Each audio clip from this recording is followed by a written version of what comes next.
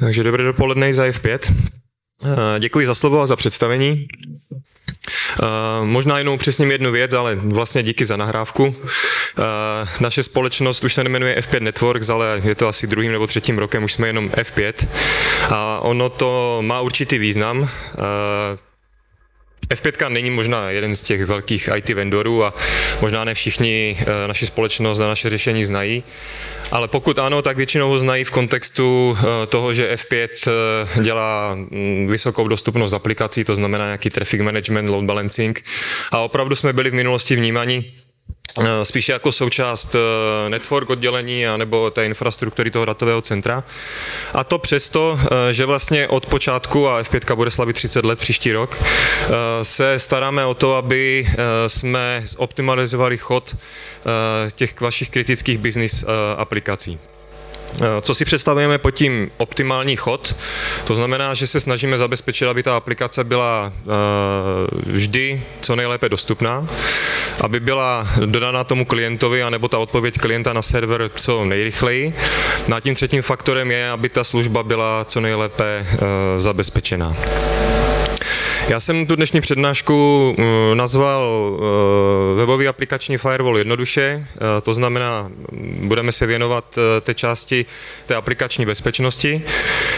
A já jsem obchodní člověk, už 16 let mám na starosti podporu zákazníků a partnerů v regionu. Ne, že bych byl na to sám, máme tým asi 10 lidí, kteří se mnou v tom regionu střední Evropy působí, ale jelikož to fórum je tady takové zmixované, většinou na těch konferencích to tak bývá, někdo je hodně technický, někdo třeba vůbec, někdo už má povědomí o té technologii, někdo nemá, tak jsem usoudil, že spíše pojďme se podívat na tu otázku té aplikační bezpečnosti nebo respektive webového aplikačního firewallu tak jako polopaticky.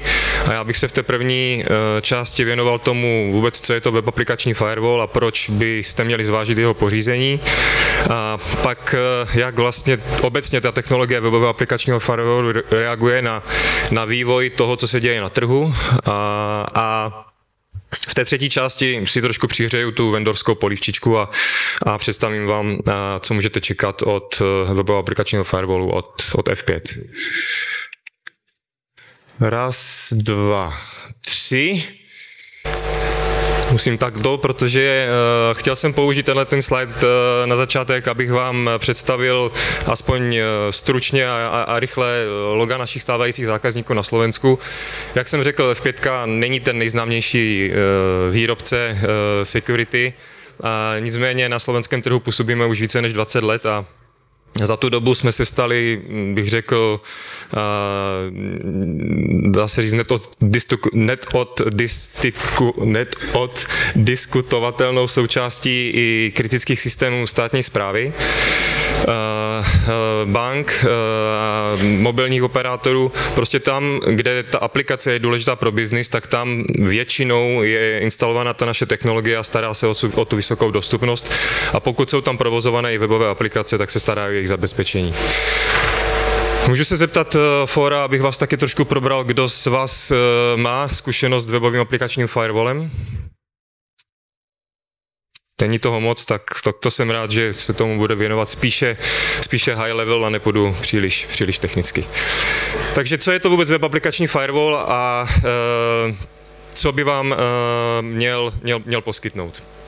Jak jsem řekl, tím, že ty aplikace jako takové jsou vlastně pro ten biznis čím dál tím důležitější a vy jako zástupci státní správy nebo samosprávy taky vlastně digitalizujete těch služeb čím dál tím víc, tak je potřeba zvážit řešení, které vám tu aplikaci, která je poskytovaná přes internet těm vašim klientům, případně obchodním partnerům, dokáže opravdu zabezpečit. Protože ta zkušenost je, že ty tradiční security vendoři, a to neberte prosím nějak negativně, je to proto, jak ty řešení pracují, jako jsou klasické síťové firewally, IPS nebo IDS, opravdu nedokáží tu webovou aplikaci, respektive její logiku efektivně zabezpečit. Je to z důvodu toho, že pracují především v tom negative security modelu, to znamená, vy nějakou konkrétní signaturou musíte říct, co je zakázáno a vlastně všechno ostatní je povoleno, co se týče té komunikace. Webový aplikační firewall obecně, nejenom ten od F5, používá kromě toho negative security modelu i ten positive security model, který vlastně je opak toho negative, to znamená, my se snažíme naučit ten webový aplikační firewall, jaké je správné chování té aplikace a on vlastně dovolí jenom to správné, to znamená nedovolí jakékoliv špatné. Proč byste měli zvážit tu technologii toho webového aplikačního firewallu? Myslím si, že i když jste zástupci státní správy a samosprávy, většina z vás provozuje nějaké internet-facing aplikace a zkuste vystavit webovou aplikaci do internetu a myslím si, že během pár minut už tam máte návštěvníky, které jste opravdu nečekali. To znamená, ano, tím základním důvodem, proč ho zvážit, je ochrana před webovými útoky, anebo útoky, které směřují konkrétně přímo na tu aplikaci, či její logiku. Nepůjdu do detailu, pokud vás tato tematika zajímá, velice krásně je to popsáno na webu společnosti Avast Top 10, který pravidelně aktualizuje vlastně ty nejčastější útoky na ty webové aplikace. A každý dobrý webový aplikační firewall by měl pokrývat, když ne všechny, tak aspoň většinu těch nejpoužívanějších útoků na ty webové aplikace.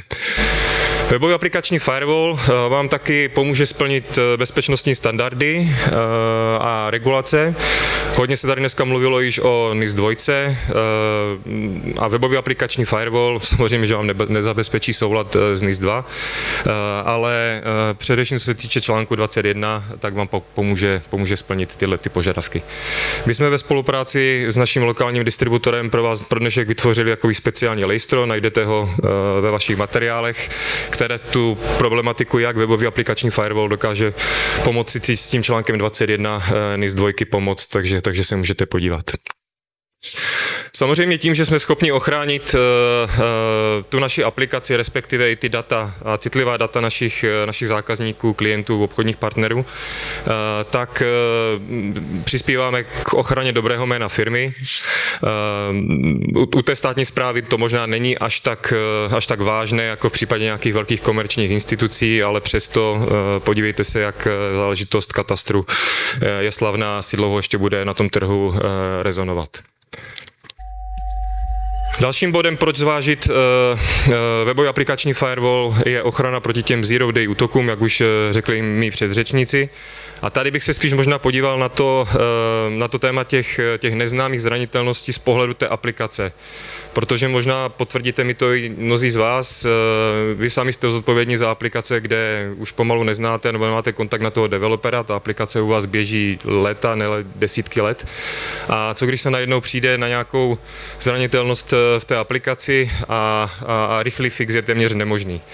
Naštěstí ta technologie webového aplikačního firewallu je vám schopna dodat, neříkám, že vždycky, ale většinou docela rychle, ten fix i pro tu vlastně neznámou zranitelnost v té webové aplikaci. Snížení nezátěže IT tým, budu to zmiňovat malinko později, nicméně i díky té implementaci machine learningu AI, ta automatizace ochrany a případně reportingu tady je a ten webový aplikační firewall je schopný velice odlehčit tomu IT týmu, respektive třeba nějaký SOC týmu.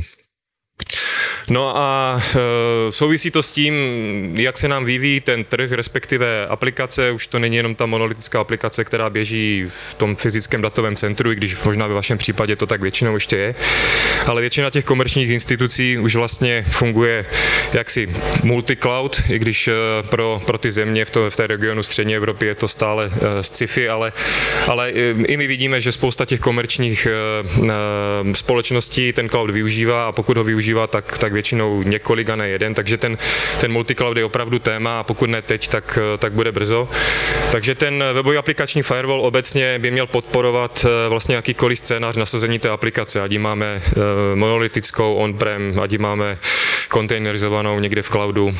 Vlastně ta technologie by měla podporovat jakýkoliv scénář a nejlépe, kdyby to byla jedna technologie, ať nemusíte školit ten váš stav na 3, 4, 5, 6 security technologií podle toho, kde ta aplikace leží a běží. Jak se vyvíjí vlastně ta technologie toho webového aplikačního firewallu?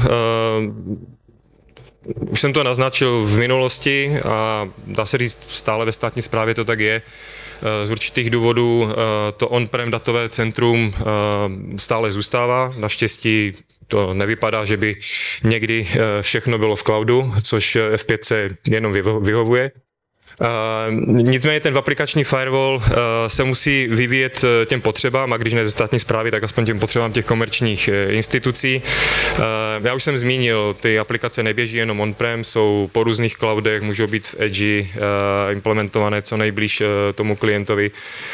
Tím, jak se vyvíjí ta aplikace z té monolitické, třeba nějaké moderní, kontejnerizované, tak se vyvíjí i způsob, jak ti špatní hráči se snaží na nás útočit.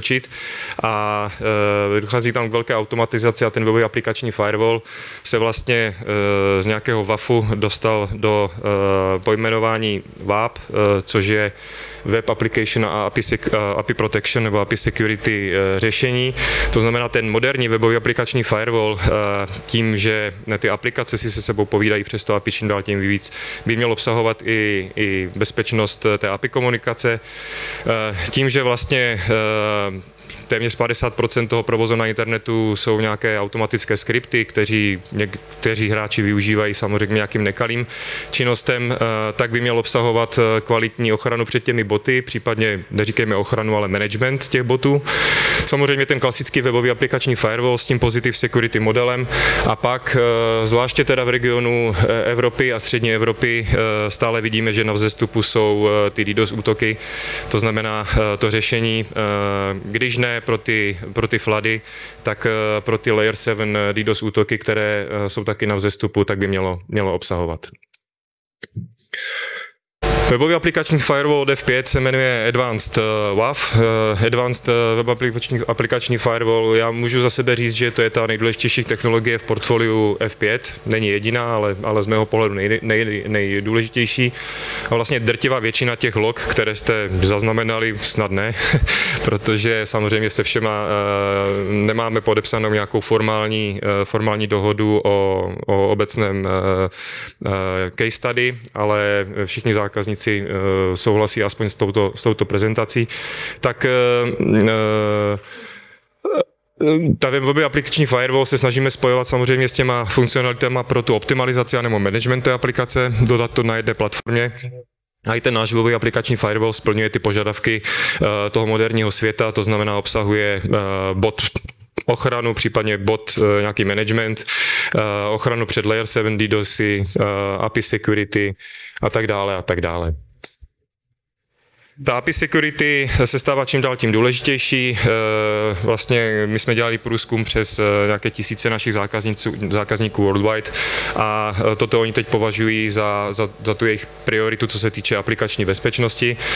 Já samozřejmě nebudu číst celý ten text, který tam je, ty slajdy dostanete k dispozici, pokud vás to zajímá, tak si to můžete přečíst. S tím, že jenom zmíním, že tak, jak je vytvořený ten seznam těch největších nebo nejčastějších útoků na ty webové aplikace, tak existuje i seznam pro útoků na API a vlastně ty moderní všechny řešení by měly zabraňovat těmto útokům.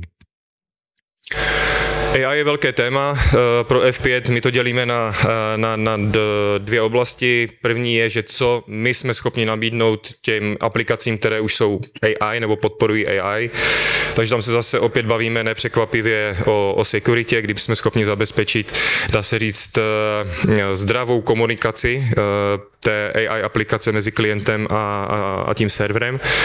Případně máme podepsané aliance i se společností NVIDIA, kdy oni používají naše kontejnerizované řešení pro vlastně vysokou dostupnost v těch AI factories. To je asi úplné sci-fi pro ten náš region, ale máme reálné use casey z západní Evropy a z Ameriky. Co se týče využívání té AI v těch našich produktech, takže my směřujeme k tomu, čemu my interně říkáme WAF-powered, nebo AI-powered WAF, to znamená, využíváme ten machine learning, případně naše customizované LLMK, k tomu, aby jsme pomáhali automatizovat nějakým způsobem klasifikaci těch útoků, které přicházejí, pomáháme redukovat počty false pozitiv, rychlejší odezvu na ty incidenty. Dokážeme tím výrazně odlehčit právě tomu SOC týmu, který se o ty incidenty nějakým způsobem stará. Ta moje prezentace se jmenuje WAF jednoducho, nebo webový aplikační firewall jednoducho.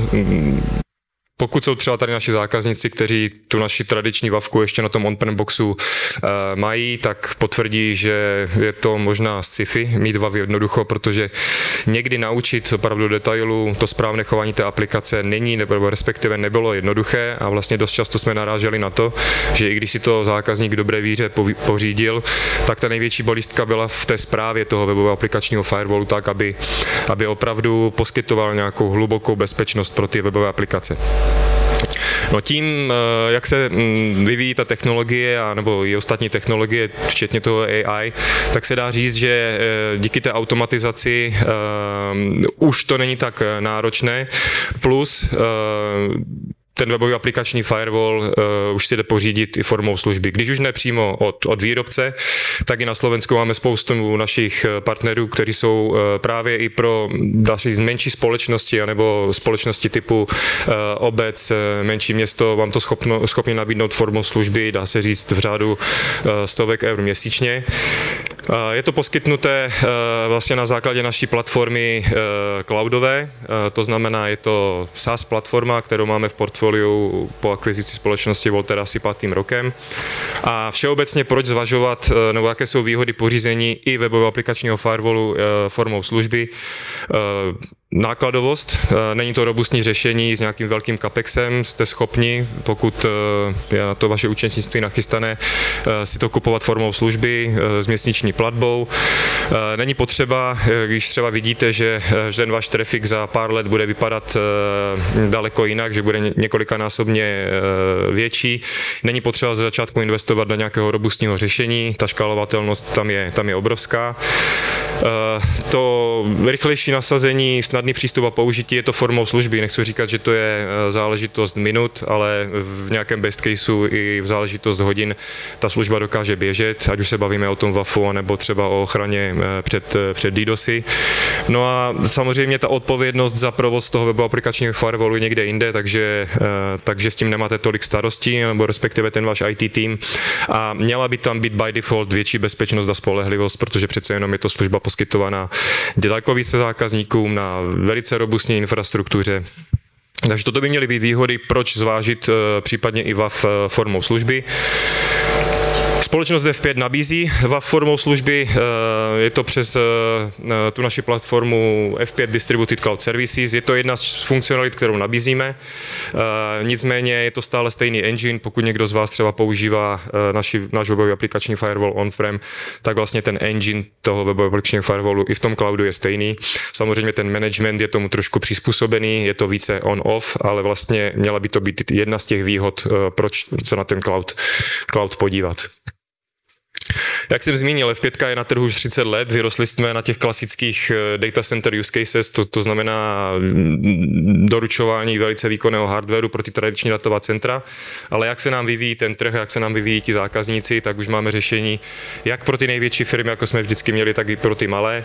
A co se týče toho cloudu, když jsme do toho vláčku nastoupili relativně pozdě a někteří hráči už na tom trhu působí několik let, tak jsme byli schopni především díky kvalitě toho engineu je dohnat a někdy i předehnat, takže tady je jenom potvrzení toho, že stále, nebo i pro ten cloud, nebo pro ten SaaS, ten webový aplikační firewall F5 by vám měl dodat to nejlepší řešení. Důležitá poznámka, nejenom, že vám můžeme pomoct jakoby s tou compliance, s těmi direktivy, tak naše cloudová služba má veškeré potřebné certifikace. V tom našem regionu střední Evropy, ale i na Slovensku už máme zákazníky, pro které to bylo důležité. My jsme jim dodali potvrzení, mezi našimi zákazníky jsou třeba i národní banky v různých státech, takže si dokážete představit, že ten důraz na ten compliance s těmi direktivy tady byl a u F5 je toto všechno splněno. Takže chybí mi 33 vteřin, vychází mi to, jak jsem si naplánoval, takže krátké shrnutí. Proč vůbec technologie webového aplikačního firewallu, to proto, že většina z vás provozuje webovou aplikaci, jsou kritické pro biznis, ty stávající security řešení nedokáží úplně efektivně zabezpečit tu webovou aplikaci z toho důvodu, jak pracují. F5 je dlouhodobý lídr pro ten webový aplikační firewall. Jsme vám ho schopni nabídnout nejen pro ty vaše klasická datová centra, to znamená formou nějakého hardwarového boxu, případně virtuálky, ale i formou služby. A není to už jenom ta vavka, pokud čelíte nějakým botům, který ať už kradou nějaké data z vašich webů, případně způsobují nějaký DDoS, tak i tyto funkcionality jsou v tom našem webovém aplikačním firewallu zakomponovány. Z mé strany všechno. Děkuju moc.